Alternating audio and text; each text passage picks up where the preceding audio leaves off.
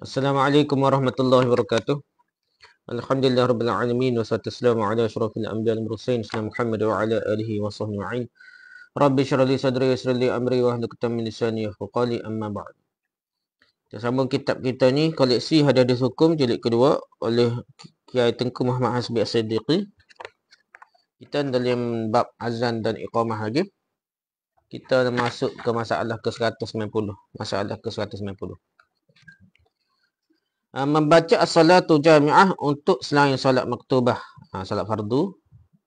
Kalau kita nak ajak diri untuk solat jemaah, ganti kepada iqamah tu bukannya iqamah lah yang membaca as-salatu jami'ah. Hadis ke-465, 425, hadis ke-425.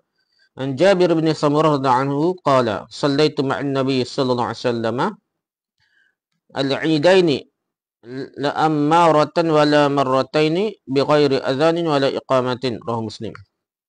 Hadis ke-405 dari Jabir bin Samurah radhiyallahu anhu berkata, saya solat hari raya berserta dengan Nabi SAW bukan sekali atau dua kali.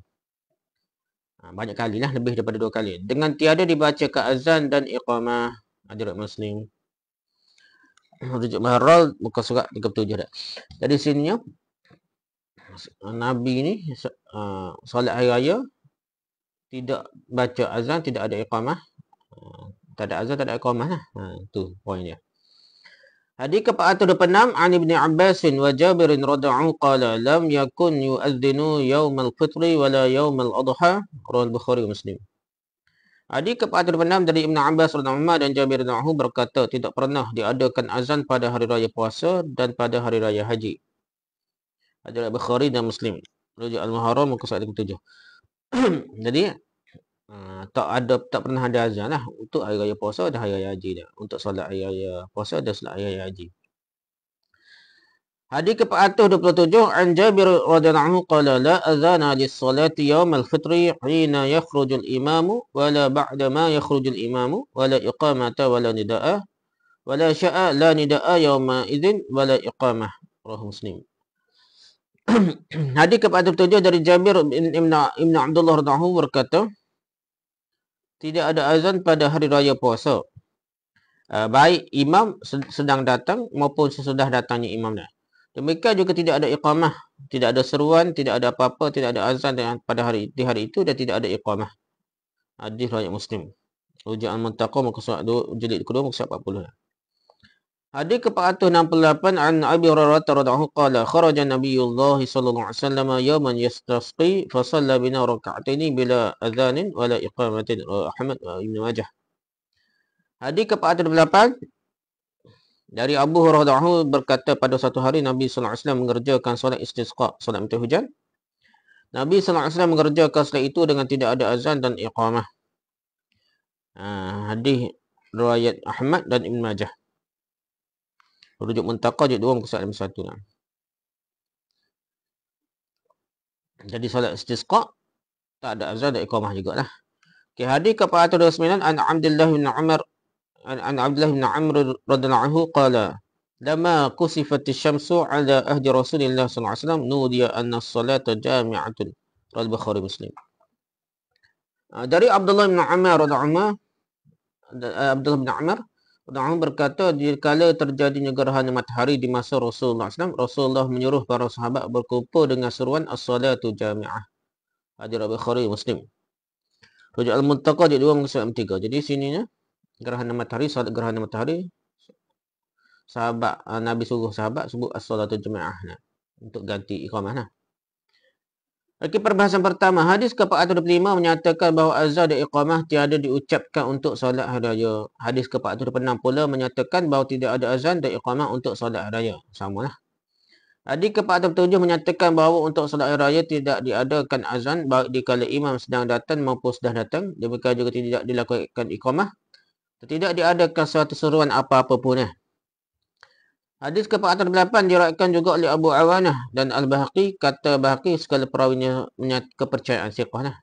Hadis ini menyatakan bahawa tidak ada azan iqamah untuk solat istisqa minta hujan, tidak ada iqamah. Hadis ke-409 menyatakan bahawa menyeru manusia berkumpul untuk solat gerhana dikumandangkan ucapan as-salatu jami'ah. Kalau ada pun solat gerhana. Solat lain tak sebut apa-apa. Solat gerhana sahaja sebut as-salatu jami'ah. Kalau ada setengah orang tu kiyah-kiyah daripada hak ni lah. Di segi dalilnya hanya solat gerhana sebut as-salatu jami'ah. Perbahasan kedua, kata Syafi'i dalam al-umum. Tidak ada azan dan iqamah selain untuk solat yang 5 waktu sahaja. Solat hari raya, solat kusuf gerhana nak. Dan solat tarawih, aku sukai diserukan as-salatu jami'ah. Kiyah daripada tadi lah.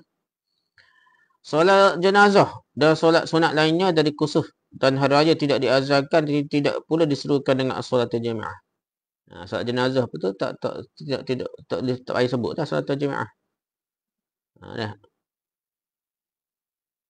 Jadi solat Jumaah yang selain daripada solat kusuf dan hari raya tak boleh sebut lah. Solat tarawih boleh, solat raya, kusuf dan tarawih. Tu je aku boleh sebut solat Jumaah mengikut al-umum lah. Seluruh ulama Syafi'iyah sepakat bahawa untuk solat nazar tidak ada azan dan tidak ada iqamah. Demikian juga pendapat Imam Nawawi dalam Syarah Muhazzab. Imam Nawawi pun sama dah. Kata Ibn Qudamah sebagai ulama Hanbaliyah menyunatkan untuk salat hari raya dibacakan as-salatu jami'ah. Menurut tahqiq demikian kata Ibn Qudamah, sunnah Nabi SAW lebih berhak diikuti, yakni tidak membacakan as-salatu jami'ah untuk salat hari raya pun. Walaupun dia kata mazhab Hanbali sebenarnya sunat hari raya ni baca salatu jami'ah untuk salat hari raya. Tapi mengikut Ibn Qudamah ni tidak sunat juga dah. Dalil itu tak ada khusus untuk solat hari raya sebut as-salatu jamaah. Hanya khusus ni untuk solat gerhana. Kata Al-Fairuz Zabadi dalam Sifrus Sa'adah. Fairuz Zabadi dalam Sifrus Sa'adah dia kata apa? Apabila Rasulullah SAW telah sampai ke musalla, yakni tanah lapang tempat mengerjakan solat hari raya. Zaman Nabi itu tak solat raya di masjid, dia solat di padang lah. Musalla tempat solat di padang. Apabila Nabi sampai ke musalla tempat di padang tu, beliau mengerjakan solat dengan tiada diazankan, tiada diqamatkan dan tiada pula dibacakan as-salatu jami'ah. Menurut sunnah Nabi, tak satu pun di antara 3 seruan yang dibacakan. Jadi salatu jami'ah pun tidak perlu dibaca semasa hari raya. Ikut sunnah betul lah. Kalau ada setengah tu, kiyah lah. Kata As-San'ani membacakan as-salatu jami'ah untuk salat hari raya hukumnya bid'ah. As-San'ani tegah lah. As-salatu jami'ah untuk hari raya bid'ah. Tak payah baca lah. Kata pengarang As-Sunan wal Mubtada'at. Sunan Mubtada'at ni. Membaca as-salatu jami'ah untuk salat hari raya bid'ah hukumnya. Bid'ah ni. Pembacaan as-salatu jami'ah hanya disunatkan pada solat gerhana sahaja. Lainnya tidak ada. Itu perbahasan yang kedua dah. Okey, perbahasan ketiga dah. Nyata dan tegas bahawa menurut sunnah tidak ada azan dan iqamah untuk semua solat sunat. Itu sepakat. Mereka tidak menetapkan kesunatan membaca salatu jami'ah untuk solat hari raya, tarawih dan jenazah. Sekiranya membaca ucapan tersebut sunat atau disukai, itulah Nabi dan keempat khalifahnya tiada meninggalkannya sama sekali. Kalau betul sunat ni. Masa solat hari raya, solat tarawih dan solat jenazah mesti suat salatu jami'ah. Pak kita ni panjang lagi nak salatu jami'ah ke apa, macam-macam tambah lagi dah. Nabi SAW hanya membaca salatu jami'ah untuk solat kusuf, solat gerhana matahari, tiada pula pada solat-solat lainnya. Solat kusuf, solat gerhana matahari, bukan solat kusuf pun tidak sebut dah. Mekiaskan solat hari raya umpamanya kepada solat kusuf itu tiada dibenarkan oleh kaedah-kaedah kias. Tak serupa dia kata. Kerana suatu pekerjaan yang diperoleh sebab. Bekerjakan jenis masa Nabi SAW, sedangkan Nabi tiada mengerjakannya, maka mengerjakannya sudah Nabi wafat, bid'ah hukumnya. Zaman Nabi tak buat solat hari raya, solat istisqa. Solat tu Nabi tak buat as-salatu jami'ah. Sebut as-salatu jami'ah pun tidak ada dalil. Nak kiyah-kiyah ni, benda hak Nabi tak ada. Tak jelas Nabi tak buat. Nabi buat kata buat ni jelas Nabi tak buat. Kenapa kita nak kias ni? Tak boleh dikerjakan dengan jalan kias ataupun dengan jalan lain. Jadi bid'ah. Kias-kias ni benda yang tak jelas. Ni jelas ada Nabi tak baca. Ikut dalil tak adalah. Syafi'i menyunatkan kita membaca salatu jami'ah pada solat hari raya. Berdasarkan kepada hadis yang diberitakan oleh Az-Zuhri bahawa Nabi SAW menyuruh muazzin membacakan pada solat hari raya as-salatu jami'ah. Ada dalil. Kena bukan tak ada dalil dah. Imam Syafi'i ni kata bukan qiyas lah kira-kira tak. Solat hari raya ni ada dalil kata nak. Menurut pentahqiqan kami hadis Az-Zuhri tersebut tiada dapat jadikan hujah kerana mursal. Masalah Az-Zuhri ni mursal. Zuhri ni lemah Kita dah ngaji hadis mursal Zuhri ni karih lah kata. Lemah sikit lah nah. Okey. Zuhri berat kali mursal Hasan Basri berat kali karih ni. Zuhri pun tak kuat juga. Kalau mursal Ibn Musayyab ni. Sa'id Ibn Musayyab tu nantu kepada Abu Hurairah, tu paling kuat lah. Mursal dia orang pakar, tapi mursal Malik kuat lagi dah. Mursal Zuhri, mursal Hasan Basri lemah lah. Beliau tiada menjumpai Nabi SAW. Beliau seorang tabi'in, walaupun Ibnu Hajar dalam Fathul Bari berkata hadis ini mursal dibantu oleh qiyas. Qiyas itu tiada sah dilakukan dalam soal ibadah. Hal ini diakui sendiri oleh ahli-ahli tahqiq dari golongan Syafi'iyah. Dan sudah tegas bahawa dalam soal yang diperolehi sebab mewujudkannya di masa Nabi sendiri padahal beliau tiada mewujudkannya. So Nabi boleh asal terjemah tidak zaman Nabi tak sebut dah. Tiadalah sah disunatkannya sudah wafatnya Nabi dah, baik dengan qiyas ataupun dengan jalan yang lainnya. Okay, menurut Ibn Hazm, orang-orang Bani Umayyah pernah mengadakan azan iqamah untuk solat hari raya. Berat lagi dah. Azan hari raya pada azan iqamah. Perhatikan uraian Ibn Qayyim dalam Zadul Ma'ad. Adalah Rasulullah SAW apabila telah sampai ke musalla di padang tempat solat hari raya ke apa dah. Maksudlah beliau ke dalam solat hari raya dengan tidak diazankan, tidak diiqamatkan dan tiada diucapkan as-salatul jami'ah. Sunat menghendaki supaya tiada dilakukan ucapan-ucapan tersebut untuk solat hari raya. Sunat pula tak ucap dah. Okey, sunat tak ucap dah. Kedatangan Nabi SAW ke musalla dan terus mengerjakan solat menyatakan bahawa imam solat datang ke musalla ialah di ketika solat hendak dikerjakan. Bukan datang lebih dahulu dan duduk dalam saf. Untuk imam ni keadaan zaman Nabi ni.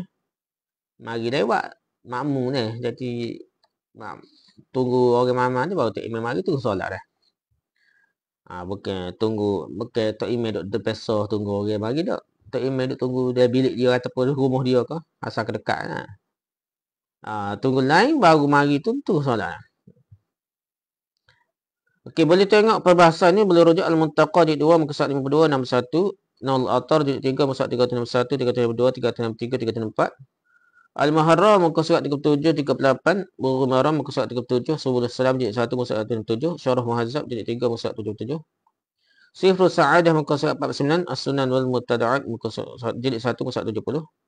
Al-Mughni Ibnu Qudamah jilid 2 muka surat 236, Asy-Syarhul Kabir jilid 2 muka surat 235 dan Al-Muhalla jilid 3 muka surat 40. Atau rujukan kitab-kitab perbahasan yang lebih detail lah. Ni ringkasan dia dah, nota sini.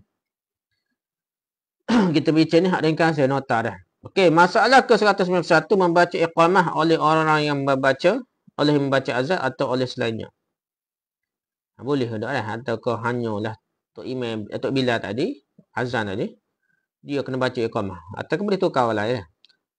Okey, hadis ke-430 an Ziyad bin al-Harith as-Sada'i qala Rasulullah sallallahu alaihi wasallam ya akha Sada adzin qala fa adzantu wa dhalika hina adaa al-fajr qala falamma tawadda'a Rasulullah sallallahu alaihi wasallam qama ila as-salati فأراد بلال أن يقيم فقال رسول الله صلى الله عليه وسلم يقيم أخو صداء فإن من أذن فهو يقيم رواه الخمسة إلا النسائي.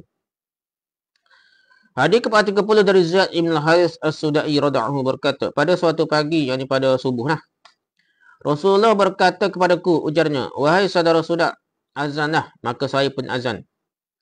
Hal itu saya lakukan ketika baru sinar fajar lah. Setelah Rasulullah SAW berwuduk, beliau berdiri untuk mengerjakan solat. Beliau bergerak untuk membaca ke iqamah. Jadi orang lain ni. Tadi, Sudak. Bila bergerak. Maka Rasul berkata, biarlah saudara Sudak membaca iqamah. Kerana orang yang membaca ke azan, itulah yang seharusnya membaca iqamah. Jadi, Nabi suruh Sudak iqamah juga. Dia pasal azan ni. Biasanya Bilal. Mungkin hari ni, dia suruh Sudak.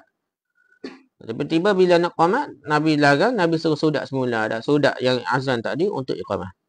Hadis Ahmad, Abu Daud, At-Tirmizi dan Ibn Majah. Darajat Al-Muntaqa juz 1 masuk 260. Okey, hadis ke-431.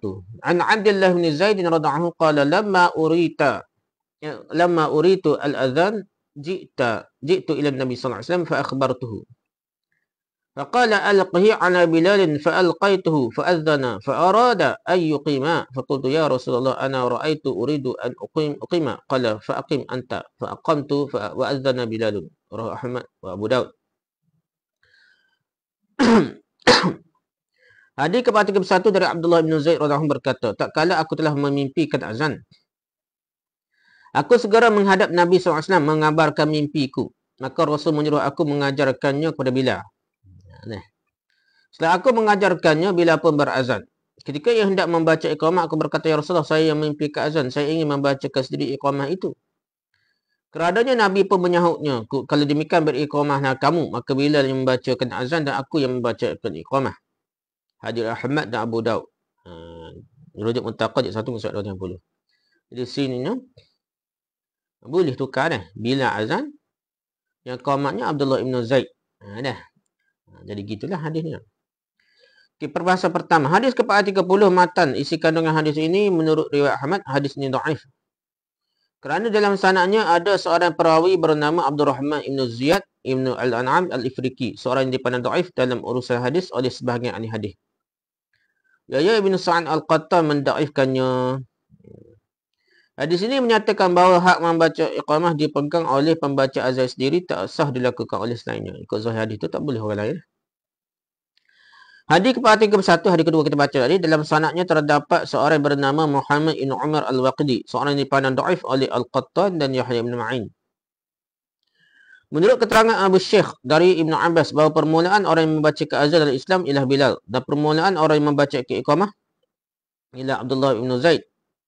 Daripada itu ada yang mengatakan Umar. Riwayat yang masyhur mengatakan Abdullah bin Zaid. Semua riwayat itu sebenarnya dhaif belaka. Hadis ini menyatakan bahawa iqamah boleh dibaca oleh yang selain muazzin. Ada kedua bertentangan apa dah. Perbahasan kedua dah. Kata At-Tirmizi yang dipraktikkan, yang diamalkan oleh para ulama ialah iqamah itu dilakukan oleh muazzin sendiri, bukan oleh yang selainnya.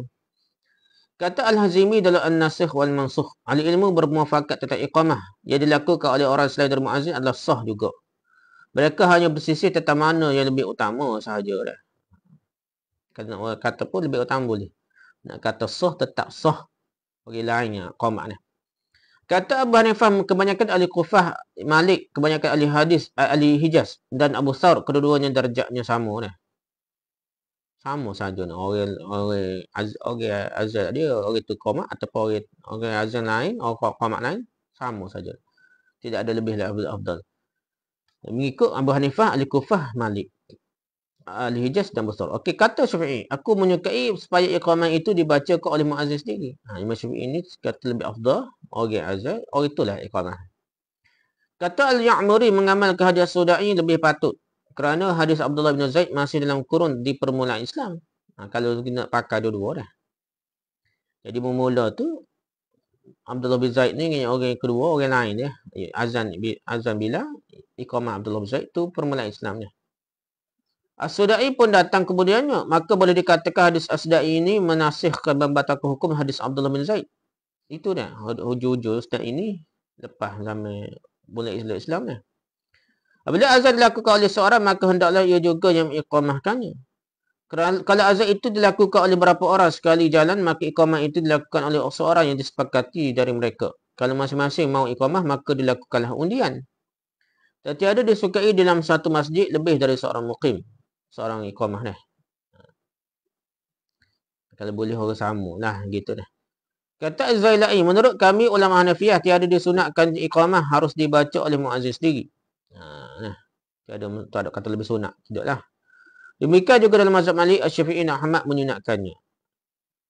Dalam mazhab Malik, Syafi'i dan Ahmad ni sunat orang sama lah. Lebih afdal kita lah. Kata Al-Hadi dan pengikut-pengikutnya, tiadalah sah iqamah yang dibacakan oleh selain muazzin. Berat dia nak. Dengan ini berpegang pada hadis nombor 49. Dan mereka menguatkan lagi pendapatnya itu dengan hadis yang diriwayatkan oleh At-Tabari dan Ibn Umar. Bunyinya, tunggu dahulu, wahai Bilal. Demikianlah kata Nabi SAW kepada Bilal. Dikala bila hendak membaca iqamah yang azannya dibacakan oleh orang lain. Kerana iqamah itu harus dibacakan oleh muazzin sendiri. Hadis ini didaifkan oleh Abu Hatim dan Ibn Hibban. Soalan daif juga dia.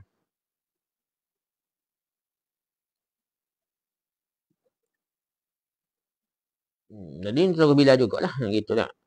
Perbahasan ketiga dah. Apabila ada hadis di atas diperhatikan lebih jauh, nyatalah bahawa kedua-duanya masih boleh dipakai. Walaupun daif nak pakai juga. Jadi bukan nasih mangsuh. Jalan memakai kedua-duanya ialah menetapkan bahawa hadis Abdullah bin Zaid menunjukkan kepada kebolehan iqamah itu dibacakan oleh yang bukan muazzin pun boleh. Nah. Dan hadis Ziyad bin Haris As-Sudai menunjuk kepada keutamaan iqamah itu dibacakan oleh muazzin sendiri. Maksudnya lebih afdalnya muazzin sendiri. Diutamakan demikian oleh kerana mengingatkan bahawa perawi hadis Ziyad yang daifkan itu telah dicacat oleh Bukhari sendiri. Nah. Ada hadis yang kata mesti orang sama tu tetap daif lah. Nak kata hujah kata-kata tak boleh ni berat. Mesti sahih kuat lah. Tiba-tiba Bukhari kata cacat. Imam Bukhari kata cacat ni berat. Rujuk Al-Muntaqa jilid 1 muka 260. Ainal Atar jilid 2 muka 41 bab 2. Bulul Maram muka 40. Sebelum Salam jilid 1 muka 76. Al-Majmu' Syarh Muhazzab jilid 3 muka 141. Al-Mughni Ibn Qudamah jilid 1 muka 170 dan Nasbur Rayah. Okey, termasalah ke 192 dah. Tengah waktu antara azan dan iqamah dan berpindah dari tempat azan untuk beriqamah. Maksudnya jarak setamana antara azan dan iqamah. Tepat tu pindah dah. Azan lain, iqamah lain. Hadis ke-432. An Abdurrahman bin Abi Layla qala haddatsana ashabuna anna Rasulullah sallallahu alaihi wasallam qala laqad a'jabani أن تكون صلاة المسلمين أو قال المؤمنين واحدة حتى لقد هممت أن أبث رجالا في الدوار ينادون الناس بحين الصلاة وحتى هممت أن آمر رجالا يقومون على الآكام ينادون المسلمين بحين الصلاة حتى نقصوا أو كادوا أن ينقصوا قال فجاء رجل من الأنصار فقال يا رسول الله إني لما رجعت لما رأيت من اتهامك رأيت رجلا كان عليه ثوبين أخضرين فقام على المسجد فأذن ثم قعد قعدة ثم قام فقال مثلها إلا أنه يقول قد قامت الصلاة رواه أبو داود. Hadis ke-42 dari Abdurrahman Ibn Abi Layla radhiyallahu berkata telah diceritakan kepada kami oleh ashab kami bahwasanya Rasulullah SAW bersabda, sesungguhnya aku sangat suka supaya solat orang Islam para mukmin satu bersatu mendirikan jemaah. Kerana itu aku berkeinginan akan menyuruh berapa orang berdiri atas bukit. Berdiri atas bukit-bukit. Menyuruhkan manusia untuk mengerjakan solat. Bahkan hampir-hampir dibunyikan lonceng untuk itu. Nak ajak orang ni pakat mari semayang macam mana dah. Para sahabat menerangkan bahawa dalam keadaan Nabi sedang berfikir-fikir, kemudian datanglah seorang Ansari dan berkata, Ya Rasulullah, dikala saya kembali dari Tuan, setelah memperhatikan perhatian Tuan tentang cara memanggil orang kepada jemaah, saya bermimpi datang seorang lelaki yang berpakaian hijau, berdiri atas masjid dan membaca azan. Kemudian diduduk sebentar. Kemudian dia berdiri lagi membaca ucapan yang serupa azan, cuma ia diucapkan pada qamatis salah dalamnya. Hadis Abu Daud. Ada sahabat mimpi dah. Ada kata boleh buat bid'ah tidak. Sahabat ni ada Nabi yang mengesahkan mimpi betul tidak dah. Okey, jadi hadis boleh rujuk Al-Muntaqad 1/2 dan Sunan Abu Daud muka surat 83 dah. Hadis ke-403. An Jabir bin Abdullah radhiyallahu qala inna Rasulullah sallallahu alaihi wasallam qala li Bilal ij'al baina adhanika wa iqamatika qadara ma yafrughul akilu min aklihi wasyaribu min syurbihi wal mu'tasiru idza dakhala liqada'i hajatihi. Abu Daud. Hadis ke-403 dari Jabir bin Abdullah radhiyallahu berkata bahwasanya Rasulullah sallallahu alaihi wasallam bersabda, wahai Bilal, jadikanlah antara azanmu dan iqamahmu sedikit masa luang. Sekadar seorang makan, sekadar seorang minum, sekadar seorang mengqadakan hajatnya. Hadis Abu Daud. Rujuk Asy-Syarhul Kabir jilid 1 sebab terbentah. Tapi biar ada masa okey nak kecil berok nak kita tandah ke, biar boleh lah, jangan cepat sangatlah. Biar ada masa dah supaya sempat berkumpul di masjid solat Jumaat. Dia rujuk Asy-Syarhul Kabir jilid 1 sebab tepat. Okey, hadis ke-434 an Ubay bin Ka'b radhiyallahu qala qala Rasulullah sallallahu alaihi wasallam ya Bilal ij'al baina adhanika wa iqamatika nafasan yafrughul akilu min aklihi min ta'amihi fi mahdin wa yaqdi mutawaddi'u hajatahu fi mahalin. Rawahu Abdullah bin Muhammad. Dari Ubay bin Ka'b radhiyallahu berkata bersabda Nabi sallallahu alaihi wasallam, wahai Bilal, jadikanlah antara azanmu dan iqamahmu sedikit masa luang sekadar selesai seorang makan dengan perlahan-lahan dan sekadar selesai berwuduk. Dia ada masa dah. Hadir Abdullah bin Ahmad. Muka rujuk Asyarul Kabir juz 1/414. Ini anak kepada Imam Ahmad lah. Ada masa, ada luang. Maka perlahan-lahan sekadar selesai berwuduk. Jangan cepat qamat lah.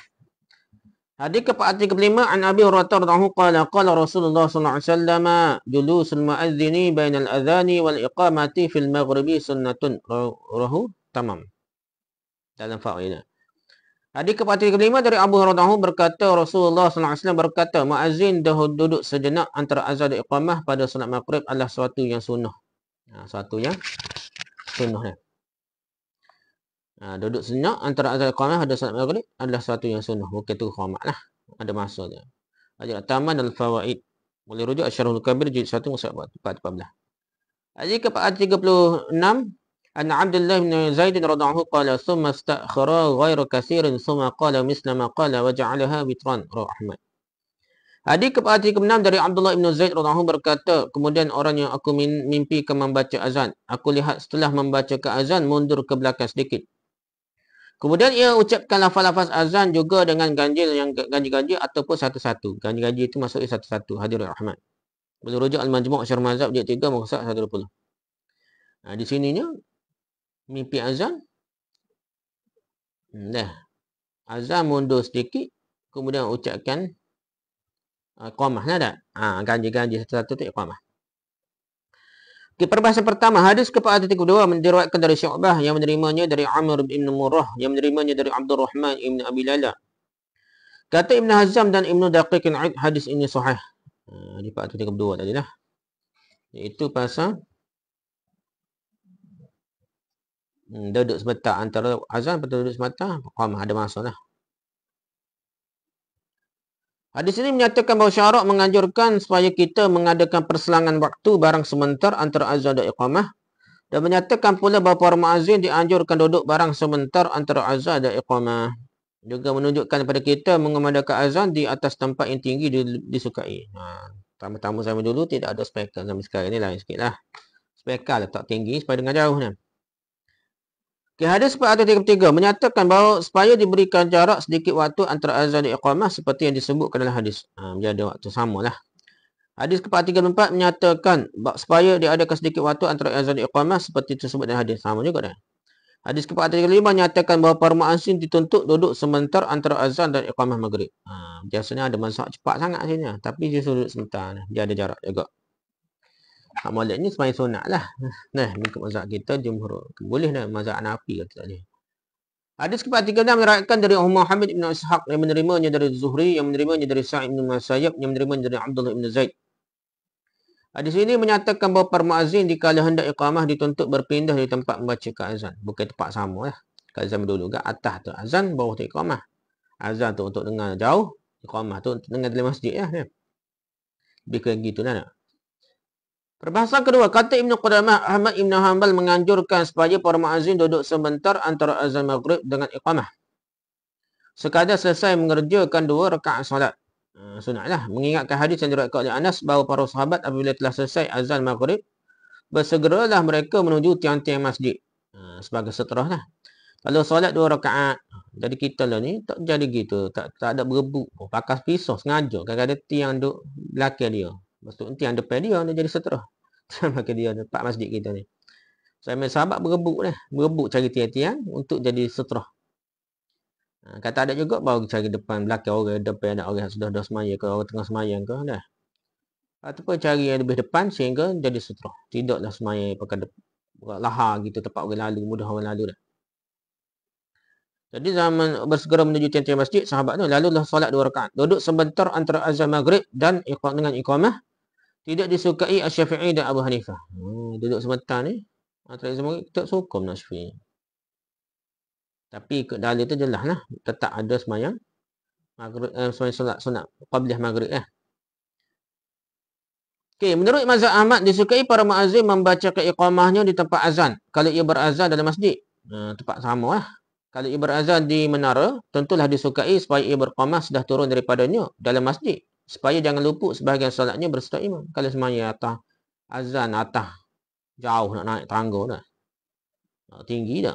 Turun pula nak iqamah atas, nak turun balik lambat orang dia semayang pun tak. Jadi, iqamah tu bawah, azan tu atas. Tapi kalau zaman sekarang ni, azan tempat sama pun tak apa lah dah. Spekar dah. Kira gitulah. Nak kata naik menara tak perlu dah. Menara tu ada spekar dah di menara. Kata An-Nawawi dah. Disukai supaya diadakan duduk antara azan dan iqamah untuk menantikan jemaah. Dah. Kerana mengingatkan bahawa orang yang dimimpikan Abdullah Ibn Zaid membacakan azan, duduk sebentar sebelum membaca iqamah. Dah. Duduk. Kalau semayang sunat tu macam duduk ada dah. Kalau tak ada semayang sunat pun tetap duduk lah. Tunggu sebentar. Yang penting matlamatnya tunggu sebentar lah. Tunggu jemaah. Apalagi apabila diingatkan bahawa jika terus diucapkan iqamah, manusia sukar memperoleh ke jemaah. Kalau azan terus iqamah, tak sempat lah orang lain dah. Daripada itu tidak disukai duduk menanti untuk solat maghrib. Kerana para jemaah biasanya mendatangi masjid sebelum waktunya. Maghribnya orang awal sikit biasanya. Hanya dilakukan untuk duduk sekejap sahaja antara azan dan iqamah maghrib itu lebih cepat lah, lebih sekejap. Demikianlah mazhab ulama Syafi'iyah, Ahmad, Abu Yusuf dan Muhammad. Dan menurut satu riwayat dari Abu Hanifah, jadi ni golongan-golongan yang tidak suka lama lah, cepat-cepat lah. Menurut yang lain lagi dari Abu Hanifah, tidak disukai duduk antara azan maghrib dengan iqamahnya. Begitu pula pendapat Imam Malik, cepat lah. Jadi, tak ada duduk-duduk sebentar, tunggu. Macam tunggu iqamah lah. Kalau nak sembahyang sunat pun sangat cepat lah. Tentang para muazzin berpindah dari tempat azan ke tempat lain untuk beriqamah tiada dipersisihkan oleh para ulama. Akan bolehnya mengingatkan hadis Abdullah bin Zaid. Jadi boleh lah. Azan atas menara turun bawah dia. Ataupun azan depan belakang sikit. Qamat tu tak ada masalah.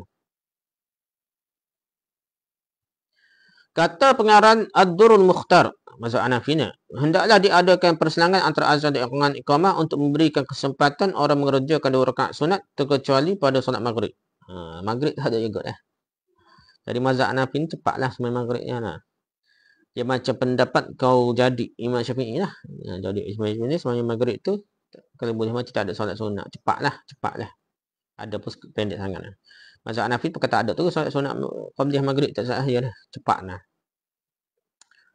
Perbahasan ketiga, apabila diperhatikan hikmah azan dan iqamah, maka jelaslah bahawa sudah selesai azan, mestilah diadakan sedikit perselangan masa dengan iqamahnya, guna memberikan kesempatan pada orang-orang yang datang untuk berjemaah.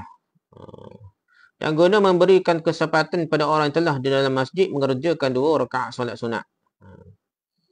Menurut sunnah para muazzin mestilah duduk dalam waktu antara azan dengan iqamah. Hal ini meliputi semua solat fardu dah.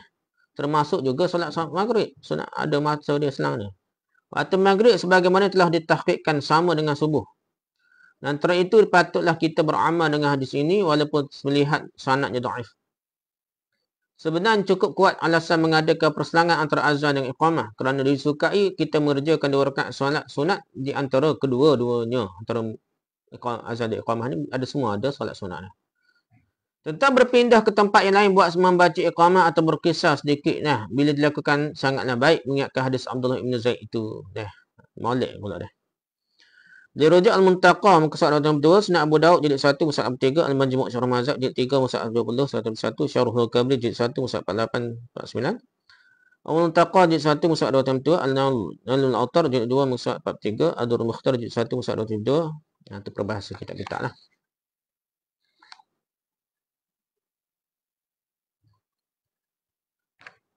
Okey, masalah yang ke-193, muazzin meminta upah atas azannya. Boleh tak boleh dah? Ada upah.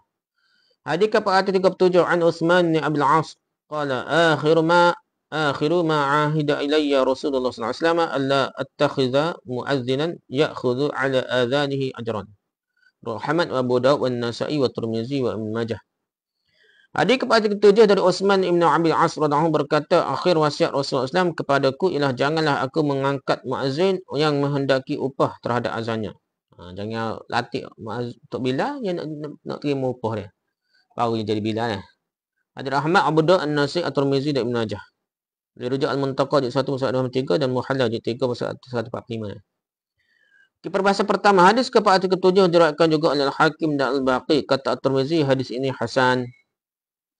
Hadis ini menyatakan bahawa syarak tiada menyukai kita meminta upah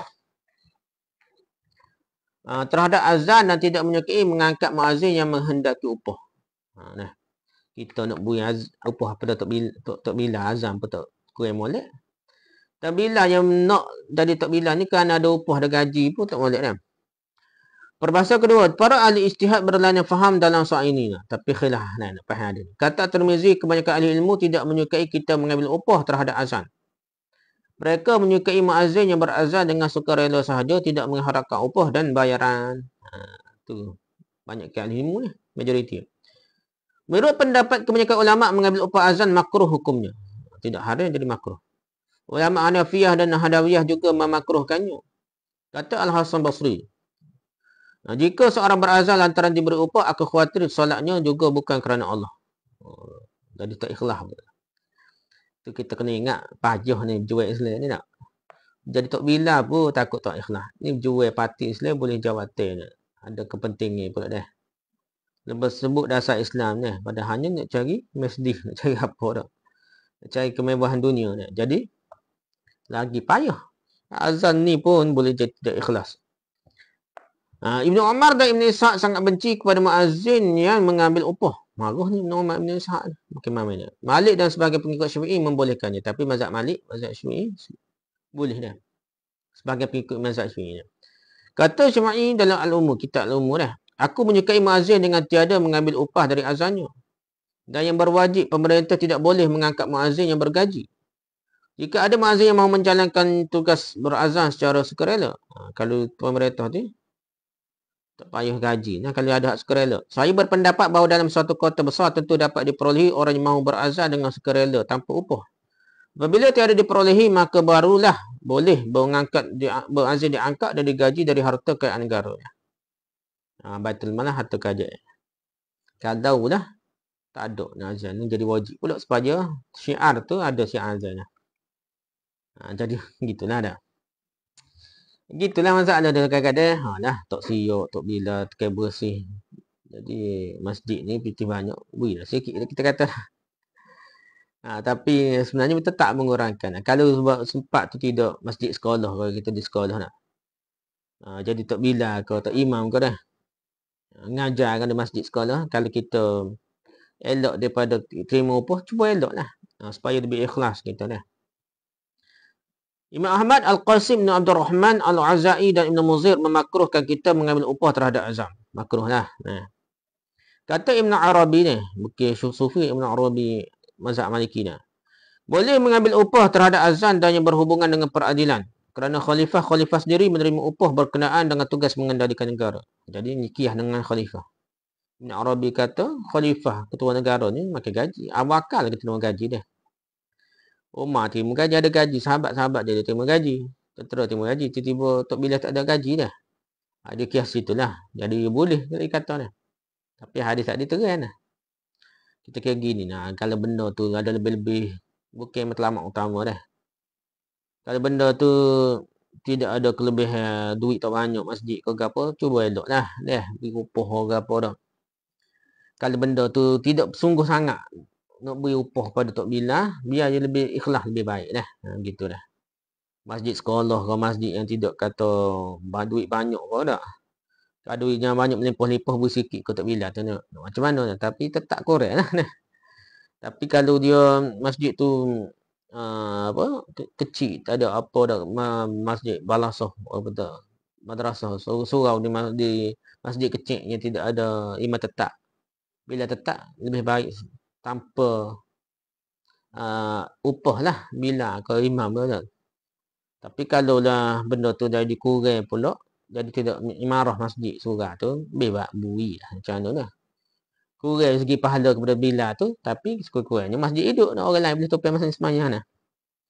Di perbahasan ketiga, sebaiknya para muazzin diangkat dari orang-orang yang suka rela, mengingatkan bahawasanya azan adalah suatu ibadah yang utama dan beroleh pahala bagi yang menyuruhkannya. Suruh jadi ikhlas ni, maksudnya suka rela lah. Maka bila seorang berazan dengan bergaji sedangkan ia berkecukupan dalam hidupnya dengan tidak bergaji, tentu dia tidak memperoleh pahala dari azannya itu. Dia ada gaji dah, jadi cikgu dah. Tiba-tiba azan, orang duit dah. Jadi dia terima tu, jadi tak boleh pahala teguh dah azan dia. Oh, rugi dah. Kita nak bekal akhirat dah. Jadi kalau kita tak ada gaji tu, mungkinlah dimaafkan dia nak makan apa anak bini dia dah. Jadi tak bila tiba tak ada gaji lain, tak sempat nak cari kerja lain kerana sibuk dengan urus masjid ni, azan bila dah.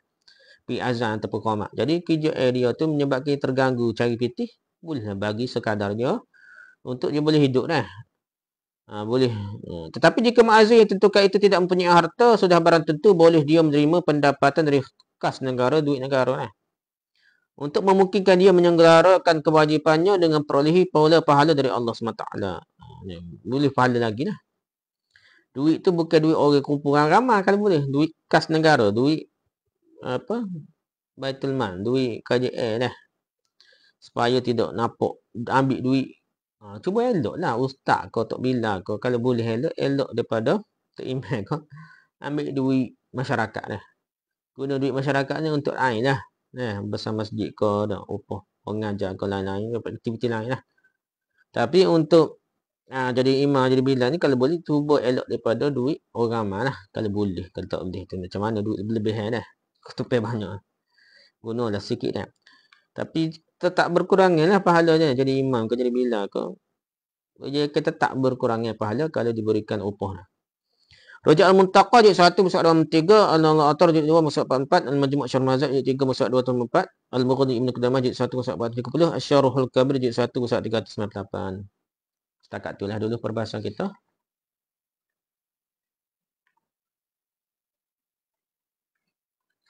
Nak baca sikit. Padalah sekat tu. Allah alam subhanakallahumma hamdika subhanakallahumma asyhadu an la ilaha illa anta astaghfiruka wa atubu ilaik. Assalamualaikum warahmatullahi wabarakatuh.